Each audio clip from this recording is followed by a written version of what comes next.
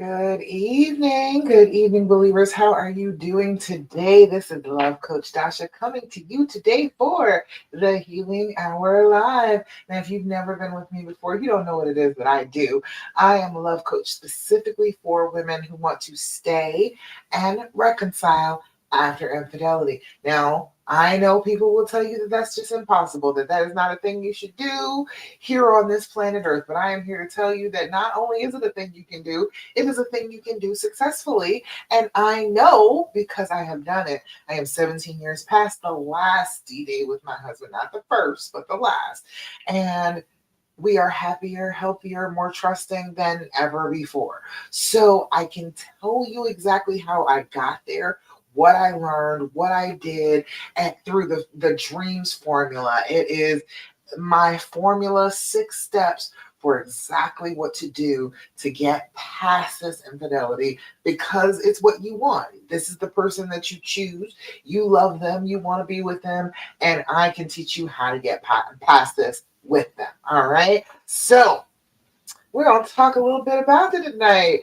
Welcome, welcome. Hopefully, come on in here. Let me make sure that everybody is coming in for the live. I hope you can catch me on the live, but if not, hashtag replay. Just go ahead and put your comments in the comments, your questions in the comments if you have any, because I love to answer your questions. I am here specifically for that. That is what I am doing. I want you to have a resource. I do not want you to feel like you're by yourself trying to do this anymore. I had to do it by myself. I had a whole bunch of people telling me that I was crazy, that it's not going to work. I was just teaching him how to treat me like a doormat, all of the things. Okay. I had to hear a whole bunch of negative to be able to get to the positive that I got to today. So I don't want you to have to go through all that. I want you to understand right now, right here, there is somebody who knows how to do this, who knows how to get you out of these dark, dark woods and back home where you belong. You just got to believe, okay? You got to go for it. You got to practice the things that I'm telling you about. You got to recognize that this is a trauma. You have been through a trauma. This is a real thing. This is an effect on your body, not just your mind, not just your thoughts. This is an effect on your full body. So you've got to start treating it like it is an effect on your whole body. You've got to start treating every bit of you instead of just staying in your emotions, thinking in your thoughts. You got to treat your body too. Okay. So the things that I tell you when we first get started are always about the things that you can do to overcome trauma. All right. Everything that I'm going to tell you right now are things that you can do that are going to overcome the effects of trauma on your body, on your brain. If you can start to do that, if you can start to take back control, tell your brain, tell your body, hey, actually, I am safe. I am choosing to be with this person. I am choosing to see the best in them. Don't you worry. I know what I'm doing. If the more you say that, the more consistently you say that, the more firmly you say that to yourself, the more your body will believe you, the more your brain will stand down. You'll get out of that fight or flight. You'll come out of survival mode and you can get back into thriving mode with the person that you love. Okay. So the first thing that I'm always going to tell you every time we get together, because it's so important, is to do your deep breathing. Have you been doing your deep breathing? If you have not, you are doing yourself a disservice. I need you to jump on this. Okay. Just trust me. Just imagine that it works. Even if you don't think that deep breathing is that important, it's not that big of a deal, it won't work for you. Just try me. Just try me. Do it this week. 7 days in a row, doing it 5 times a day. Okay. 5 times in a row at 5 different periods during the day. If you do that for this week and you come back to me next week and you're like, Dasha, that didn't do a thing for me, I will acknowledge that it didn't do anything for you. But I am here to tell you a lot of the time, if you just do the deep breathing, it will start to help you. You don't recognize it right off the bat, but it starts to calm you down, gets your breathing in order, gets your heart rate down, gets your blood pressure lowered. It is helpful to try and overcome all the feelings, the emotional roller coaster that you're on when you control your breathing. Okay. So what we do is we do 4, 7, 8 breathing. Now you can do whatever breathing pattern strikes your fancy, okay? Whatever one you want to do, I don't care as long as you're doing it 5 times a day, okay? Does not matter to me at all. But this is the one that I do. Me personally, myself, the one that I taught my children, the one that my husband will walk me through if I'm freaking out. I'm teaching you that one, all right? So 478, what we're going to do is we're going to blow out. You're going to make the noise when you're blowing out. You want to make that sound so that it is a trigger to your brain. When you do that, that is, I am in control. I am calming down. I am not in any danger. Everything is all right. That is what you're telling your brain every time you do that. All right. You blow out, try and deflate your lungs, get all of that oxygen out of there, get all that carbon dioxide that's built up out of there. Then you're going to inhale, if you can, through your nose, but sinuses. For a count of 4, we're going to inhale. We're going to hold that breath for a count of 7, just to let our bodies use it, just to let our bodies use the oxygen that we just breathed in. If you breathe it right back out, your body doesn't have a chance to use it, okay?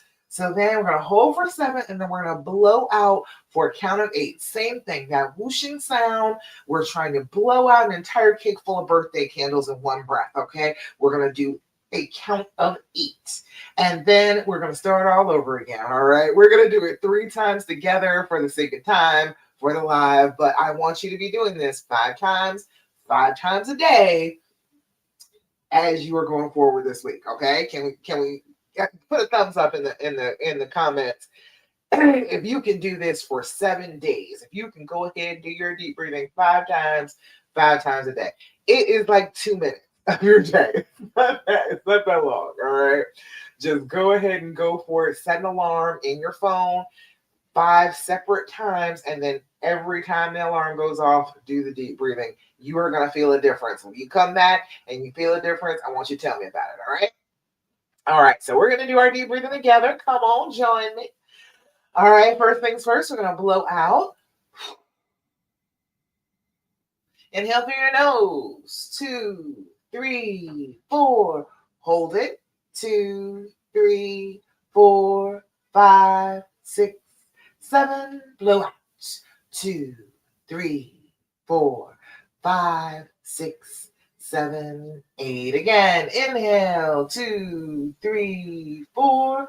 Hold it. 2, 3, 4, 5, 6, 7. Blow out. 2, 3, 4, 5, 6, 7, 8. Last time. Inhale. 2, 3, 4. Hold it. 2, 3, 4, 5, 6, 7. Blow out. 2, 3, 4, 5, 6, 7, and 8. Beautiful. How does it feel when you do your deep breathing? Let me know in the comments. What does it feel like? Because this is what we're trying to pay attention to now. If we're going to overcome this trauma, we've got to be in our bodies, feeling what we feel. Okay, so when you do that deep breathing, things should change. Things should be a little bit different inside your body cavity. Okay, inside your head, it should feel a little different because you are taking the time to inhale good oxygen, which gives you plenty of oxygen to your brain, all the way down to your extremities. It's feeding you, it's nourishing you. Getting rid of all that excess carbon dioxide built up because you've barely been exhaling at all. So getting rid of that built up carbon dioxide, letting your body know that everything is in balance, everything is all right. It should make your body feel different. We've got to start paying attention to how our bodies feel in the midst of this trauma. If you can start paying attention to that, you will get tipped off about triggers, about when you're calmest, when you're ready to have conversations. You will know that stuff if you're paying attention to what your body does. All right. So put it in the comments. Now, for me, it's very relaxing. Now, I will go to sleep. I can just lay there. If I do this like 3, 4 times in a row, and if I'm laying down and it's dark, I'm going to sleep. Okay. It puts me right on out. But I can do it during the day if I'm up and about, not doing, not actually lying down, getting ready to go to sleep.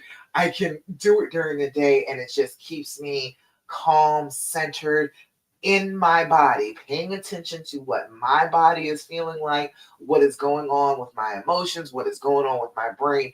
I can feel it better because I have tracked that oxygen into my body. I've held it there and I've exhaled. I've felt my body. All right. I'm coming into contact with it. So if you do this on a consistent basis, you will be coming into contact with your body, paying attention to what it's doing. And if it is out of whack and your heart rate is all out of whack and your heart is thumping in your chest and you feel like you can hardly breathe and you do your deep breathing, that should make that better. It should make your body feel better. And then that tells your body and your brain that you're safe. And then the trauma can be reduced. Okay. All right. The second thing that I'm always going to tell you every time we get together that I want you to take me seriously on, I need you to do your journaling. I need you to get on that. I need you to pay attention to that. I need you to really commit to your journaling because your journaling is how you get those negative impulses, those repetitive thoughts, that stuff that keeps on nagging at you, the questions. That's how you get that out. It gets out of your brain because you are taking a pen and you are putting it down on paper, and your brain says, oh, if you put it down on paper, we can keep that. We don't have to keep recording it up here and reminding you about it. You've already written it down. It's down on paper. We can find it. We can open up this book and there it will be. And this is the special book. This is the journal. This is the one that you're always writing in every 5 minutes. You breaking open this bad boy and you're writing something about how you're feeling. So it's in here. It's in the special book. Okay, we can let it go. And then you can start to move past the negative thoughts, the negative, just all the negative like thoughts and intrusive thoughts that come from this trauma. All right. We can let them go if we start doing our journaling. So, first thing you need to know, you need to do it twice a day at least. Okay. First thing in the morning when you wake up, just take a few minutes, 5 minutes. I'm not asking you for a long period of time here. 5 minutes, writing down what you're thinking about, what comes to mind first thing when you're waking up, things that you think are going to be a hassle today, things that you think are going to cause you to be triggered, and then okay, are you going to do about it? If you got triggered, then what are you going to do? Some kind of plan. Writing down those things first thing in the morning is going to give you a blueprint for the day. You're going to know already where you could have some slip ups, where you could have a bumpy road, and you will be anticipating, okay, this is what I can do about that instead of letting it trip you up. All right. And before you go to bed, write down those things that have been bothering you during the day, the question that just won't keep nagging and stopping. It won't stop nagging at you because your trauma just demands that it be answered. The troubles that you're having, issues with your own self-esteem, thoughts that just bother you, problems that you're having. Put them down in your journal before you go to bed and tell your brain, hey, this is a problem for me. I need you to work on this while I'm asleep. I gotta sleep. The body has to sleep. We have to go to sleep. That is just not even negotiable. I can't sit up all night with this. So I'm gonna ask my unconscious to go ahead and work on this problem while we're asleep. And then tell me about it in the morning. We'll meet up in the morning. All right. If you do that, your brain will do what you tell it to do. It will work on the problem during the night and you'll have an answer in the morning. So once at night, once in the morning, about 5 minutes, the stuff that comes top of mind and stuff that's overflowing, put that all down in your journal. And then you need your date, your time, your level of anxiety every time you journal. Your date and time, if you're not doing it specifically in the morning or the evening, if there's a particular time where you are triggered, if there's a particular day where you're having an issue, put that down. So that you know you will be able to come back to that and be like, oh, okay, regularly on a Thursday at 9:17 p.m., I seem to feel some kind of way. All right. You will know that that is happening because you keep writing down the same thing. And then your level of anxiety, we've got to put a fence around these feelings. Part of the trauma, the stress of trying to heal after infidelity is the fact that you are completely emotionally dysregulated. You are just all over the place. You have been in a pile on the floor for a while, all your marbles everywhere. So what you need to do is start to gather yourself back up, pull yourself back together. And part of doing that is understanding that the feelings can only get so big. The feelings are inside you Feelings are there for a particular purpose. They're there to give you information about what's going on around you. All right. That is all that they're meant to do. You are not supposed to unpack and live in sadness and grief and pain and anger. You're not supposed to do that. If you do that, you miss the next emotion. You miss some information. So what we've got to do is start to recognize that the feelings can only be so big. They're only as big as we are. Okay. So, all right. Zero is no anxiety whatsoever. You are feeling free. All is right with the world. Write that down. Put a star at the top of that page so that you know, hey, this was a good day. No matter what I say, no matter what the negative thoughts in my head are saying, no matter what the trauma monster wants me to believe, I have been having good days and I am marking them down in my journal. All right. You can't argue with that. Your monster, your trauma monster cannot argue with you about you having a good day if you wrote it down. It's in the journal. Okay. And then a 10. A 10 is a loss of control. The monster one. All right. 10 is you are want to rip your hair out, tear your clothes off, run screaming down the street naked. That's how bad a 10 is. It is a loss of control. You can't handle it right now. You are probably throwing something. You are probably screaming. You are melting down. You are crashing out. Okay. If that is happening, you're probably not sitting there writing in your journal, right? You're probably crashing out. You're not actually sitting down nicely at your desk with pen in hand talking about the emotions. You are feeling the emotions, okay?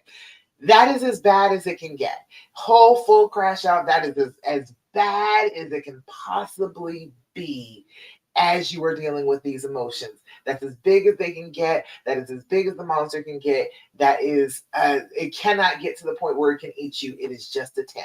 Okay.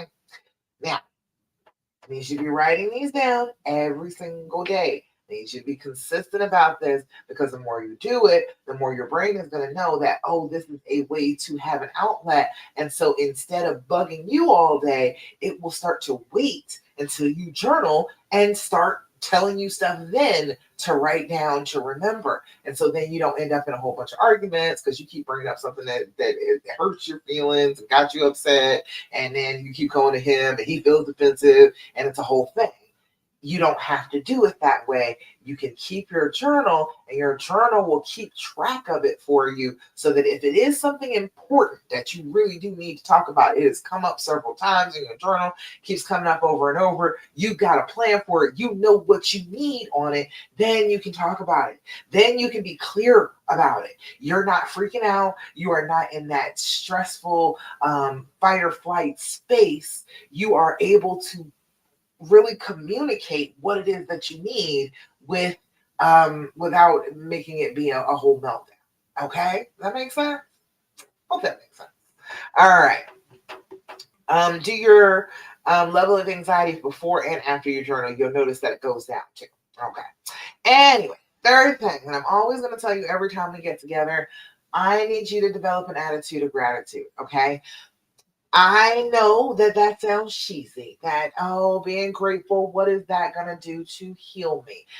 Well, emotionally, we're pretty down, right? Emotionally, we're not having the greatest of times right now. We are struggling to get up. So if you try and just jump from miserable to happy, your body and your brain don't believe that after a trauma. It just does not believe that, oh, we could just be happy again. It does not believe that. It will say that it's a trick. It'll start messing with you. So instead of trying to jump directly to happy, let's find a mid ground at grateful. If we can acknowledge things that we are grateful for, then our brains can't keep on telling us that that's not right, that that's not true, that's not real. No, I am grateful for the internet. Yes, I am. I am grateful that I am able to keep a roof over my head. Yes, I am. You cannot tell me that I am not grateful for that. And your brain will start to be like, oh, well, I guess she's right. Yeah, it is true. We do really need the internet. Yeah, I guess it's true. We can be grateful for mood rings. We can be grateful for that. We can be grateful for makeup. We can be grateful for good lighting. We can do that. We can admit that those are good things in the world. And then your brain starts to ease up on all the negativity because that is a trauma response. Your body when you're experiencing a trauma only thinks negative. Everything is awful. Everything is terrible. It's just all going to fall apart, and we are just going to have the worst time in the world. That is what your brain thinks. So if you can get it out of that habit and starting it to look for things to be grateful for, you've given it a new task. The task before was keep you afraid, keep you down so that you don't get traumatized again. But if you reassign it and say, okay, look, no, that was fine and all, but I'm okay now. I'm looking for things to be grateful for. Can you help me with that, brain? Your brain will help you with that. It will automatically start to look for things that you should be grateful for, start making you feel better, start to bring your outlook up a little bit instead of just thinking that everything is awful all the time. And it is good for you to recognize things that you are grateful for. You can't get enough of the things that you're grateful for. If you can start listing them every day, start writing them down. I've been doing this since the beginning of the year, and it's just like all these little things that are just, oh, I'm so glad that those things exist. I'm so glad these things are in the world, even if the world is a simulation. Even if that is the case, I'm glad that I had this experience with these things in this time period. Okay. I am not thrilled about the snow, but we got more snow the other day, and I'm grateful that it was powdery, fluffy snow, and it wiped off everything beautifully, and is not that treacherous to drive in. All right, I can be grateful for something, even in the midst of things that I don't want. I can find things to be grateful for that changes the way your brain is working, especially after a trauma. It unwires that wiring that started getting tangled up after you've had this bad thing happen and you keep looking for bad things to happen. It's a loop. So if we can start to unravel that a little bit with some gratefulness, then our brains are going to start looking for things to be grateful for instead of things to be feel negative about. Okay, does that make sense? Need you to be doing that. So in the comments, let me know. It is Thirsty Thursday. I always want to hear the good stuff that is going on. I hear the bad stuff all the time. I hear everybody going through suffering. I love to hear some good stuff. So if you have something that you are grateful for, go ahead and throw it in the comments for me. Let me know what is going on with you so that is good. And then I can tell everybody else. And good news begets good news. If you share good news, more good news shall come. So go ahead and put it in the comments if you got something. All right. All right. Last thing that I'm always going to tell you every time we get together, honey, I'm going to hold your hand when I say this. Okay. I need you to stop asking all those damn questions. I need you to stop. I need you to stop it. I need you to understand that you asking these questions is not healing. It is a trauma response. Your body and your brain are treating your mate like a threat. Interrogate him. Find out all the details. Dig deep. Pull out the nails if you got to, but we are going to find out every bit about this threat. And if you let your brain keep doing that, expecting that there will be more lies pouring forth, and you're not going to believe a word he says, and you're just going to get stuck thinking that you just have to have all these answers, and none of the answers will give you any peace. None of the answers will give you what you need to be able to heal. It is not designed for you to heal through all those questions. Your brain does not want you to heal when it's asking all those questions. It is asking all those questions to consider this person a threat to get you to back off of them. It is not anything to do with healing. And your brain will tell you that. I bet you anything. And when you were in there, you were asking those questions, you were feeling it. I bet you your brain was telling you, oh, if I have the answers to these things, then I will feel like I can heal. Then it will be all right. You put it in the comments if I'm right. If that is what your brain was shouting at you when you were asking all of those questions, it was saying, if only you answered this question for me, I would have everything I need to heal. And then it comes up and says, well, that wasn't actually all I needed. Let me ask a few more questions and then we can heal. Then it'll be all right. All right. The more you do it, the more your brain gets hardwired to do it. It is accepting that he is the threat, and you interrogating him is perfectly logical and reasonable because he is the threat. If you are accepting that into your spirit, you are not going to be able to love this person. You're not going to be able to treat them fairly and treat them like you love them because you're going to be treating them like a perpetrator. Okay? So, that all being said, it is a trauma response. Your brain wants to ask questions. So, instead of asking the questions that you want to ask, please don't ask the questions you want to ask. They're not good. Okay? Instead of those, use these. This is the and THEAND from the good people at theskindeep.com. All you need to do is a couple of these questions, okay? These are better questions than the questions you want to ask. This is the Healing Edition deck, and in these questions, there's things that may have to do with the cheating, may end up, being a question that winds around to it, but not specifically for that. They are just to heal, to connect. The same reason, again, I bet your brain told you that you were asking all these questions to connect, to understand. I want to be connected to him. I want to know what was going on inside his head. If I can understand, then I can forgive him. All right. Instead of the questions that you're wanting to ask that will not get you there, try these that may actually get you to some understanding. Okay? So I say to ask just these questions because I know your brain itches to ask a question. It is a scream. It is like something trying to get out of there every time you have a question because it is a trauma response. Your body is trained to feel it as a need and not just something that your brain wants because it's a little nervous. All right. So if your body is screaming at you that it's a need, then take a couple of these questions and ask them instead. Give your body and your brain that action of asking, but something that will actually bring you together instead of push you further away from them. Okay? So I'll give you a couple of these. First one says, how do I inspire others?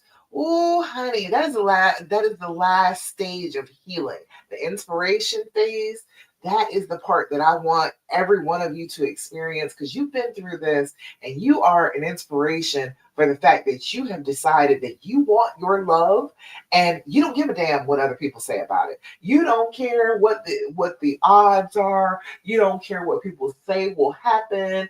You know that you want this love and you are going for it like it's your job. All right. And I am proud of you for that. All right. And that is an inspiration to other people because most women will tell you, oh no, kick him to the curb. You don't need to be with him anymore. You don't really love him. He never really loved you. Tell you all that stuff that's not even true just because of their trauma too. All right. So you can be an inspiration to other women telling this story. When you get to the point where you've healed enough that this story doesn't make you cry anymore, and you can tell other women about the path you took to get to healed, you are going to be an inspiration, okay? Just so you know. But how do I inspire others? Think about what you would say to him if that was his question. He asked you, how do I inspire others? How does he inspire? How does he inspire you? How does he inspire other people? That would be an excellent thing to talk about. Much, much better than what hotel did you go to, right? I think. Next one is, when do you think was the last time I healed something through you? That's a deep question, right? When do you think was the last time I healed something through you? That there was something going on with me and being able to be with you, loving you, getting close to you helped me to heal that thing. Isn't that an interesting question? Wouldn't you like to know that from him more than you would like to know? Did he ever tell her he loved her? Wouldn't you rather hear that than that? I think so. When do you think was the last time I healed something through you? Okay. And one more. Fill in the blanks. You see things as blank when I see them as blank. That's a good question. Interesting. You see things as blank when I see them as blank. All right, that's a good question. Get you thinking. All right, not just looking for lies, not just looking for, oh, is he telling the truth about this? Actual connection, actual, hey, this is a person that I love, this is a person I care about, this is what they think about our relationship, our dynamic. This is an interesting question to ask. Okay, all right. Now, that is the basics, y'all. I'm getting ready to answer questions, but you all make sure you let me know in the comments if you've got some questions that you want to ask me. I am here for you, okay? That is what I'm here for. I want to answer every question that you have, get you to understand exactly where you are, put you on the healing path, all right? I just a quick description to try and let you know the way that I think about this. All right. The healing path itself, the dreams formula, is the path through the dark woods after a curse. All right. We have been cursed by this infidelity, and now suddenly you're alone walking in the woods. All right. Now, when you first come out of this is D-Day to about 2 years. It's when it is the freshest and you are closest to your castle. You are closest to home when you are 0 to 2 years out. You're in the woods, but you're actually not that far from home. If you could just get a little perspective, if you could just get on a path, if you could just see some light, you would be able to figure out your way home. Okay, that is 0 years to 2 years, D-Day to 2 years. That's kind of where most people are. All right. Then you may have been wandering in the woods for a while. All right. It is like 2 to 5 years or so. All right. In that time, people think that healing is just supposed to happen with time. All right. In that 2 to 5 year range, if you haven't done the actions of healing, of getting onto the healing path and getting the hell out of those woods, you have actually wandered deeper into the woods. Okay. You are a little deeper than you were before. You're headed into some swampy territory. It is a little bit harder to get out of here. It's a little muckier down here. It's a little darker down here. All right. You got to actually actively try to get out of the woods if you were at that point. It is not about time. Time is not going to fix this. Time is not going to give you any healing at this point. You need to do some action. Okay. Same thing as when you first started. No matter when you really start to work on this healing, you're going to have to do action. You're not going to just be able to wait on it. All right. We get to 5 years plus, it's getting real difficult. You are in completely unfamiliar territory. It's damn near desert out here. You don't even know where you are. You have nothing, no familiar landmarks. This person is somebody you barely even know anymore. You are feeling like you will never, ever, ever be happy again. All right.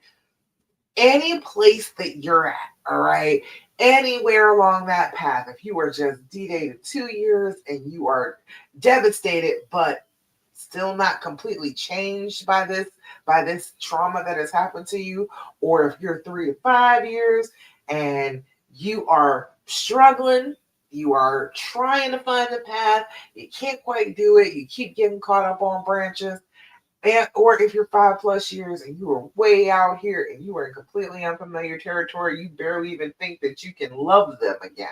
All right. Regardless of all of that, I am here to put you on the healing path. Okay. If you hear me, if you start doing the things that I told you about already, the deep breathing, the journaling, the gratitude practice, and not asking all those questions, I'm telling you right now, you're going to start coming back towards your castle, towards your happy ending. You're going to get there. Okay. The dreams formula is the way to get back the exact steps that you need to do. The first thing you need to do is decide that you're going to do this. And like I said, you've already decided this. You are here. You want this happy, loving relationship that you miss so much. You want to reconnect. You don't want to let go of your person. And that is a completely normal thing to want. You're not wrong for that. You are perfectly within your rights to want to desire to be with the person that you love and the person you think is your forever. That is completely allowed. You are not to be ashamed of that. You are not to give yourself a hard time about that. Make the decision and decide you're going to stick with it. Okay? Whatever comes, you're going to go ahead and stick with what you think you want your life to be like.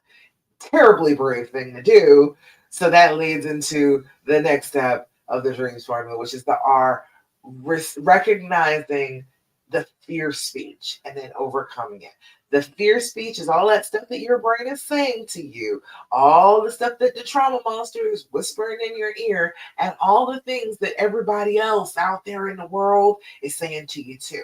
When you are groups and they're like, oh, you should never do this, it's never gonna work, I'm this many years out and I'm just as miserable as I was the first day, and I'm constantly being triggered and going back to the first days. You can listen to all of that if you want to. Their fear talking to your fear. But if you've made this decision, I want you to hold tight in this decision. I want you, even when you are afraid, to recognize that you have already made the decision that you wanted for your life, and then choose to be brave enough to follow that, regardless of what your brain says, regardless of what other people say. I'm here to tell you, they're all full of it. It's absolutely possible to do. You can get back to the love and the happiness and the trust. You can do that if you choose to do that. You've got to just decide that you're going to, and then not be scared off of your path. Okay. E is for evaluating the why, figuring out why they did this. And it's a pretty simple formula: sick, sad, stupid. The three S's. Sick is some kind of illness, some kind, mental, physical, it doesn't matter, because this is all one body. If it's mental, it's still in the body. It is still a physical illness. There's something going on with them that made them make bad decisions. We are not at our best when we are sick. Okay. Sad is a loss of some kind of grief. It can be all the types of grief. Don't dismiss any kind of grief, any kind of loss. Losing their job, losing their sense of self, losing out on a promotion, whatever it is, some kind of loss can create real bad behavior. Okay. And then the last thing is stupid, which is dealing with the stupid things that we are told about being in relationships, about trying to relate. Men are very often told that all of their value is going to come from how many women they have or how much money they have. They don't have a lot of money, they better have a lot of women.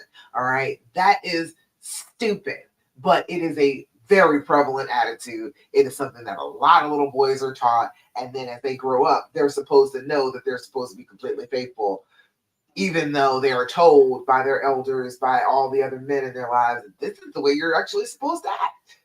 Very confusing, totally unfair. It's a lot of stupid. It could be dad cheating on mom, mom cheating on dad, cultural things, seeing a whole bunch of cheating going on in your particular culture. That happens all the time.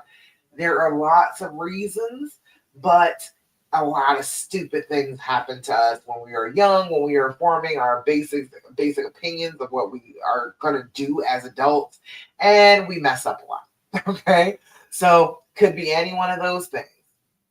That's the E. A is allowing the healing to happen.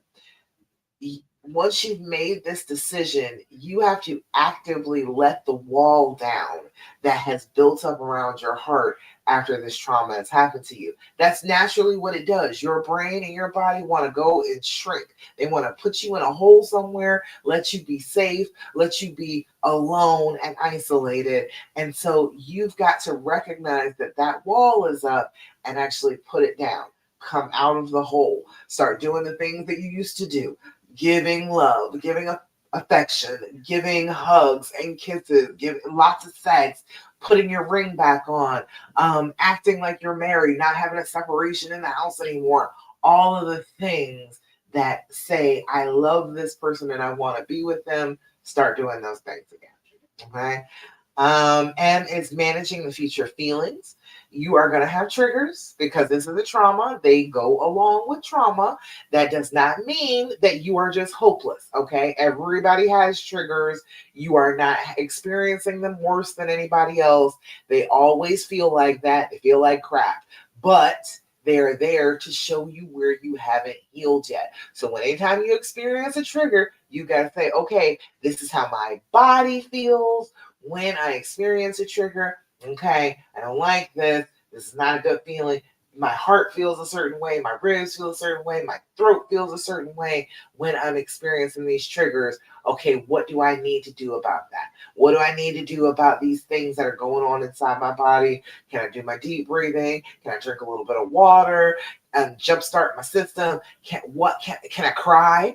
Activate my parasympathetic nervous system, cry a little bit, cry it out, make myself feel a little bit better, regulate my breathing and my heart rate. What can I do when I'm feeling triggered that I can consistently be doing, and so that I can fall back on that automatically anytime that I'm triggered? Got to come up with a plan. Okay. And then there's S, which is seeking support, finding somebody who can actually help you do all that. If you have a great friend who will sit there and tell you, hey, girl, you already made this decision. You stand with them. We're working this out. That's what we're doing right now. I'm here with you. I'm on your side. Let's go. All right. Reminding you that, oh, I know that you're scared. I know that you're terrified, but remember what good could come out of this. You could be so happy. You are a match made in heaven. The two of you are such a good couple together. You love one another. Try to get past the fear. Don't be scared. I'm here with you. All right. E is for and evaluating the why. Hey, look, he's got issues. You got issues. All right. Your issues mesh. It's a great thing that the two of you have issues that work together. Have a little compassion for his issues. Work on your own issues. Everything's gonna be all right. For the A, hey, look, you don't even want to touch him. You don't want to kiss him. You don't want to hug him. You don't want to come near him. You keep ignoring him. How is this acting like you love him? I need you to step up your game. I need you to work on them. And then if you're triggered, the person that will remind you when you are triggered, hey, we have a plan for this. Chica, no, do your deep breathing. Where's your journal? I need you to sit down. I need you to think about things that are good for you, things that make you happy. I want you to focus on those things. What is this friend? If you got a friend like that, enlist them. Okay, absolutely. Let them know, hey, I think you can do this for me. Go ahead, and I need you to jump on that with me. If you've got a friend to do that, that is wonderful. Keep them in your corner, because it was only a couple of good friends that helped me figure this stuff out and helped me actually do it. Okay, it was only maybe one or two people who are like, girl, that you love him. Go ahead, be with him. All right, there was only a couple. If you've got a friend who will support you like that, enlist them, have them help you, work with them. Okay. But if you don't and you need that support, message me. All right. I got some times coming up. You can get on a call with me. By the time you get off the call with me, you're going to feel better. You're going to feel like you got a plan. You are going to be on you'll see the path. The path will be right there laid out in front of you. If you just walk it, you will start to get out of the woods. Get on a call with me, my Enchanted Reconciliation calls. You can get that at the top of the Love After Cheating page or in my link in my bio, okay? Join me. Go ahead and sign up for a call. If you have not gotten on the call with me, it's going to feel good by the time you get off. You're going to probably be laughing. If you've already been on a call with me, tell them in the comments it's good to talk to me. Let them know, all right? All right, so y'all, let's see what questions I got. Make sure you put any questions that you got up here. I will answer all your questions. Okay, I got one from an anonymous member. All right, so how do you forgive and move on? I personally am holding on to the fact that this man looked me in the eyes for a year and a half and told me he loved me laid in my bed and held me in his arms, telling me he would never loved anyone the way he loved me. All while the woman who was tormenting me and my children the whole time he was entertaining and telling he loved her and he missed her. How do I heal? Because I've been through so much and I look at it like, for what? All right. First of all, for what is for the love of your person. If this is your person, all right. If one thing, if this is a random dude, okay. If it was a random dude, I would think that you would have just gone ahead and let it go. But I don't think this is a random dude to you. This is the person. This is the one. This is the person that you hung your dreams of a happy ending on. You are close to them. They are your friend. It's the person that you can't imagine your life without. If that's the person, then that's why. It's all about you. It's all about how you feel about this person. If they are important to you and you believe that they are worth it, I believe you. Okay? You are giving yourself a hard time for it. But if that is how you feel, if this is the person that you are trying out unconditional love on, then I don't think that you're doing anything wrong. That is what it's for. It's for you. Okay? That's the first thing. But how do you forgive and move on? Okay, first of all, your trauma will try and pick a thing that you have to hold on to.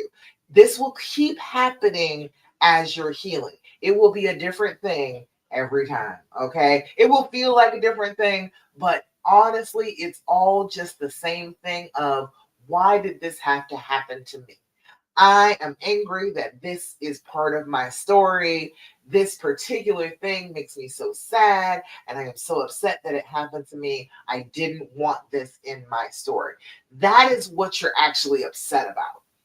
The story didn't go the way that you wanted it to go. However, it's a pretty boring story if it doesn't have any conflict. Okay, you've got an exciting story on your hands. You've got a story where there is a protagonist and their love interest where you are just like, oh, I hope they make it. I know they've been through some rough times. Things have not always gone the way that they needed them to go, and they should have an easier time of it, but they just don't. And look at how they can come through it. That is the story that you're actually telling. You thought it was a different story. That's what it comes down to. Why it's so hard to forgive and move on, because you thought it was a different story. You thought it was the once upon a time that I met my Prince Charming and we fell in love and we just got married. Okay, that has never happened in the history of fairy tales. That has not happened. Every time it's a princess meeting the prince, that something horrible has to happen, and then they get together. Then they get to be together. All right. Snow White, all right, got damn near murdered, chased into the woods, and ended up staying with people she didn't know. All right. Running through the woods. Okay, you end up meeting your boo. All right, that's great. But we can't even be together yet. Not because I gotta get poisoned first, and then you gotta kiss me and try and wake me up, which is weird in and of itself. But again, such a horrible thing to have happen before they can actually be together. All right. Ariel, all right, Little Mermaid, had to give up her home, her family, her fins, had to give up everything almost just to go ahead and be with him, and got scammed in the meantime, almost didn't even get with her honey. All right, something horrible always has to happen, okay? For the great stories, for the ones with the happy endings, it has to be something that happened that makes people want to root for you. And this is the thing. And it pisses people off. I understand it pissed me off because I was like, why did it happen like this? I was not happy about it. But I get to tell this story now, and it's an inspiration to other people. And people are like, oh, okay, well, all right, yeah, it kind of sucks, but other people have been through it and we can make it through it. All right. So I get to tell that story now. That is a different story than the one I wanted to tell, but it's the story that I was given to tell. All right. So live with the story that you've been given to tell. This particular story is going to be an inspiration to somebody. Exactly the way it happened with him saying that he loved you, and he did. Let me just say that he didn't stop loving you because he was doing something stupid. You can do something stupid and still love somebody. Like they say, you can sin and still love God. Okay, same thing. You can do the wrong thing and still actually love somebody. Doing the wrong thing doesn't mean your feelings go away. I know a lot of people will tell you that that's what that means, but it isn't. All right. Your feelings are still your feelings regardless. You can do the wrong thing. You can suppress your feelings. You can try and push them down. But chances are your feelings didn't just disappear because you were doing something that a dumbass would do. Okay. So he loves you, and he was telling me that he loved me more than anybody else that he loved you. That was still all true. But okay, he was running game on the other girl, and that was entertainment. That was, oh, she wants to hear that I love her and I miss her. So I will tell her the things that she wants to hear. But this is the person that I choose. The person he was wrapped up in bed with, the person he was telling them, I love you so much and I want to be with you. You're the person that he wanted to be with. You're the main character of this story. She just happens to be some peasant girl who wandered in. Okay. I understand if she was tormenting you, that sucks. It really does. A lot of these side chicks be crazy. Okay. A lot of them got real bad self esteem. They feel like, oh, if I push you off, then I'll be able to have him all to myself. But then it's like, okay, well, if you were able to manipulate to get him, he'll be easily manipulated to leave you. But they don't think about that. All they're thinking about is, oh, can I get my happy ending from somebody else's happy ending? Don't allow that. All right. Don't allow her to get her happy ending off of tormenting you and making you feel miserable. This is the person that you love. This is the person that you want. You have to decide that you want to forgive them. If you just can't come to that, if you are just like, no, I just don't feel like I can come to that, then they're probably not your person. You can probably just go ahead and let it go. But if they're your person, if you're thinking about them not being in your space makes you sad, makes you feel empty, makes you feel like, oh, I don't want that, then okay, they might just be your person. So you're going to have to decide every day. Wake up in the morning, put foot to floor and say, I forgive. I am forgiving. I have forgiven. In all past tense, past, present, and future tenses, I forgive this person. And then consistently go to them. If you want to forgive somebody, go and hug. Go wrap your arms around him, press the whole front of your body to the whole front of his body. Breathe. Inhale his scent. Keep close to him and let your heart rate regulate.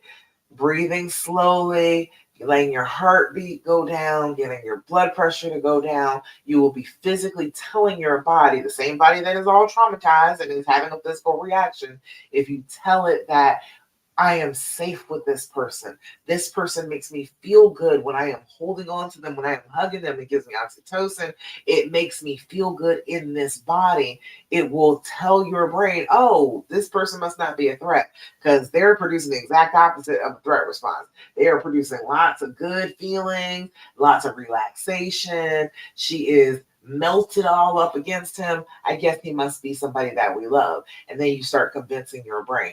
It is a consistent thing. It is just waking up every day, deciding what looking like forgiving looks like, and then doing that every day. Okay, that's as simple as it can possibly be. Every morning you wake up, decide that you are forgiven, and what does I forgive you look like today, and do that thing. Does that make sense? You all let me know if that sounds crazy, if you can't understand it, if you're like, what in the world do you mean by that, Dasha? Go ahead and put it in the comments. But hopefully it makes sense to you what I'm saying. It is a daily reminder of what you want, the path that you want to get on. You want forgiving. Okay, that is your castle in the distance. You want to be forgiving, you want to be trusting, you want to be loving, you want to be happy. That is the direction that you're going in. And then every step, okay, what can I do at this point that's happy and loving and forgiving and trusting? And then what can I do at this step that's happy and loving and forgiving and trusting? Every single step, you make this the choice that is closest to the goal that you have in mind. Does that make sense? Seems like it's difficult, but it's really not. If you are regulating your emotions and slowing down and paying attention to what you're thinking and what you're doing, it's not terribly difficult to start doing it. It's not terribly difficult to get your feet on the path and start heading in that direction. You just got to be conscious of it. You got to know that this is what you are choosing. And sometimes it's going to be scary, but you're going to still make that choice in favor of what you actually want every time there is a choice. Okay? Hope that makes sense. All right, let's see. Charmaine. Hey, Charmaine. Oh, Charmaine said we got in a big argument during vacation in Cuba. Okay, first of all, let me just say, vacation, man. Vacation is stressful. Vacation is one of the top stressors. People think that happy occasions are not stressors, that are not life stressors, but they are. All right, having a baby is a major life stressor. Having a wedding is a major life stressor. Going on vacation is a major life stressor. People think that, oh, just because it's a good thing and we're going to have fun, that it's not a stressful situation. And it is. All right. But let me read the whole thing. It says, we got into an argument during vacation in Cuba. It started over a girl over there asking me for a hair clip because she doesn't have it. I gave it to her and he complained to the management about her. I didn't like that. I didn't like that as it's my clip and my decision. He said he feels monitored when I look at him. For me, that's crazy because now I don't even feel comfortable looking at him. He didn't have his phone or anything the entire vacation when I looked at him. I can't even lovingly look at him. How do I get past this? I feel like I've given him so much slack, not asking questions on his whereabouts, what time he finishes work, etc. Woo, that was a lot. That was several things at the same time there, Charmaine. Hold on. Okay, let's break this down. All right. The first thing is, yes, it is super stressful to go on vacations together. Just acknowledge that part. Before anything else, it is super stressful to do this, making these types of plans together, traveling outside the country. It is a stressful situation. Sometimes we're not going to be at our best at our most stressful situations. Okay, that in and of itself will give you a lot of grace for people. If you were stressed out, you were making plans, he was stressed out, he was making plans, things didn't go quite to plan, it can be really stressful. You end up having real bad miscommunications, end up arguing with each other over absolutely nothing because you're anxious, because this is a stressful situation. Okay, that's the first thing. I don't know what he was stressing about with the girl with the clip. I don't know why he decided to go ask management about it. I don't know about that. If he was just at his limit, if he was just overwhelmed and this was just the final straw and he just couldn't take it and he went over there to say something, okay, I get that. I get that sometimes we can be at our limit. Sometimes you can just be at a point where you're at the edge and other people don't know that you're at the edge and then they push you and then you react by going over the edge. You crash out and then people are like, wait a minute, that was a weird response to that. That was odd. Oh, hey, my baby's over here on Instagram. Hey, baby. But it's a little bit weird. Okay, all right, we're gonna excuse that. We're in a strange country. We're having a hard time. Okay, let's let that be just a weird thing that happened. Okay, because I don't know why in the world he would get upset about that, but maybe he was feeling like she was interrupting your vacation. She was asking you for stuff, trying to scam you. I don't know exactly what it was that he was thinking, but let's just chalk that up to we're traveling outside the country. It's a little stressful. All right. But he said he feels monitored when I look at him. For me, that's crazy because now I don't feel comfortable looking at him. He didn't have his phone or anything the entire vacation. When I looked at him, I can't even lovingly look at him. How do I get past this? It's interesting. I was looking at videos about how it is overwhelming sometimes to be observed. I'm not saying, I don't know if that is the case. I don't know if that is him, but that brings that to mind for me. That he may have been a little overwhelmed, and then you looking at him made him feel like you were expecting something from him, like you were waiting for him to say something, just kind of looking into his eyes, not saying anything. Might have kind of freaked him out. It's altogether possible. But feeling monitored when you look at him. that right there is one of those things that says to me like, oh, maybe he's one of those people that feels uncomfortable being observed. Some people are like that. Some people feel like if you're looking at me, then you're expecting something from me, and I feel put on the spot and I feel anxious about it. And if he's got, self-esteem issues or something else is going on with that, it may be the fact that it's overwhelming to him to feel like you're looking at him and he's like, well, what are you looking at? What are you thinking about me?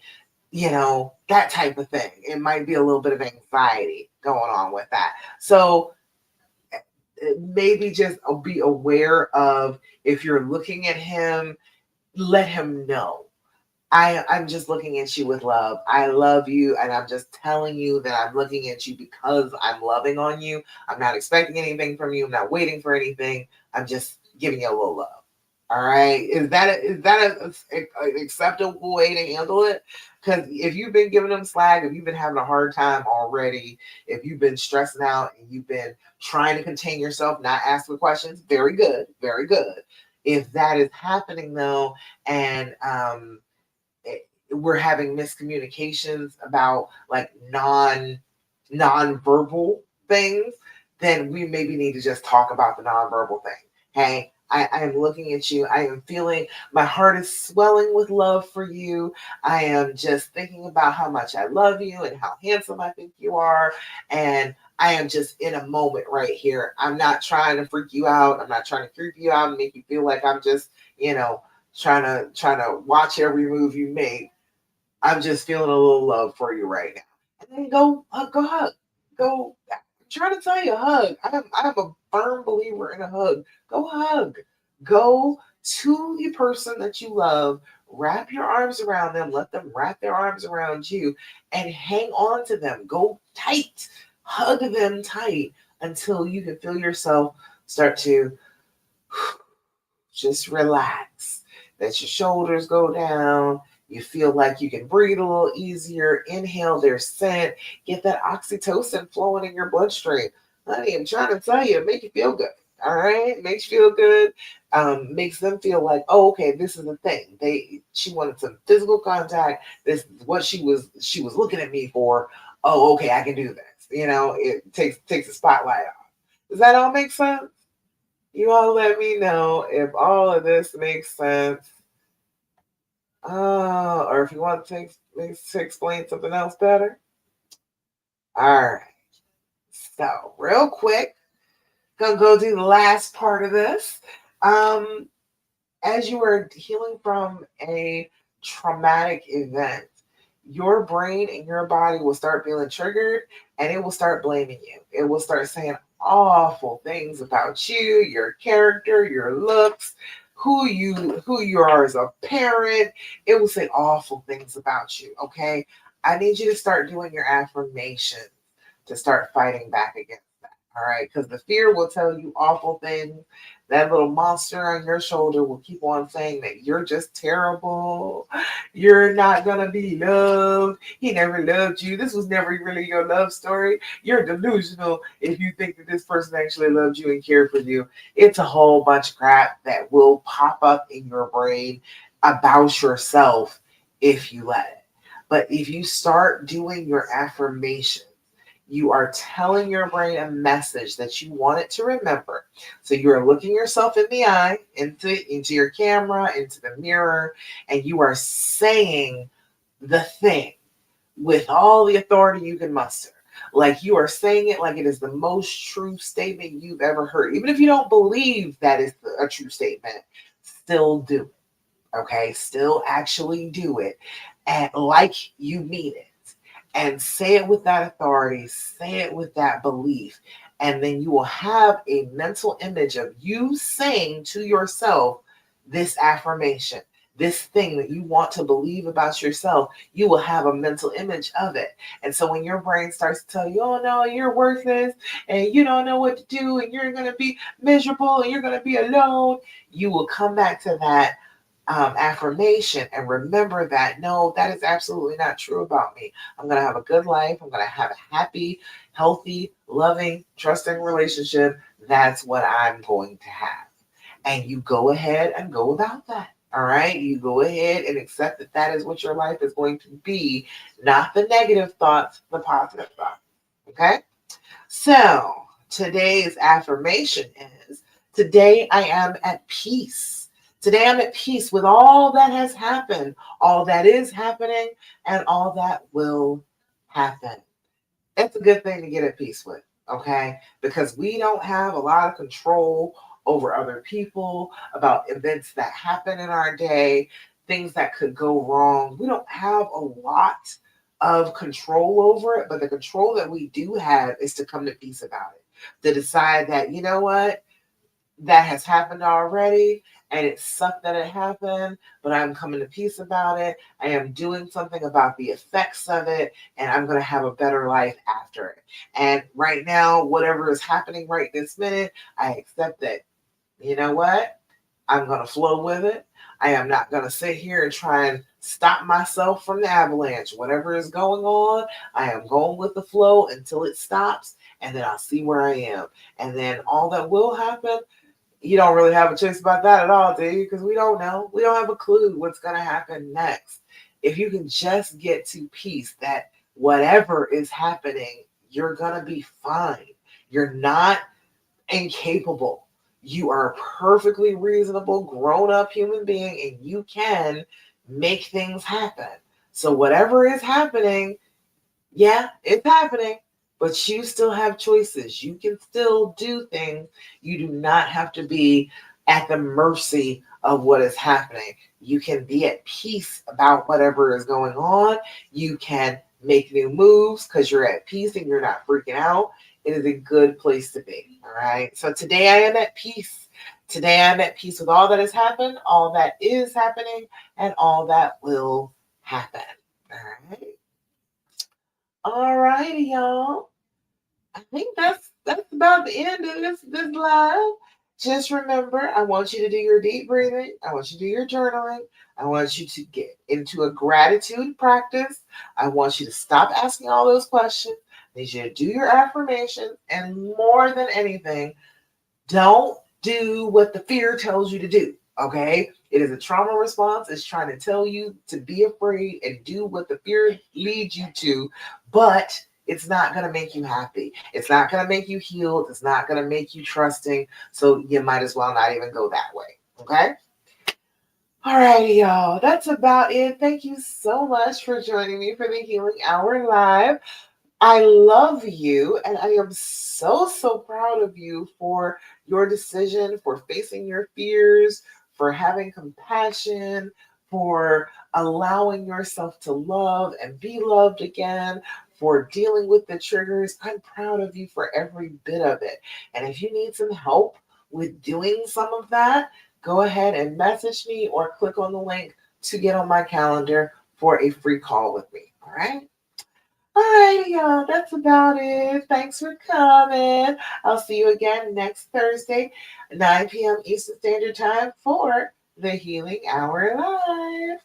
Bye, y'all. Bye, Instagram. And bye over here on Facebook and YouTube.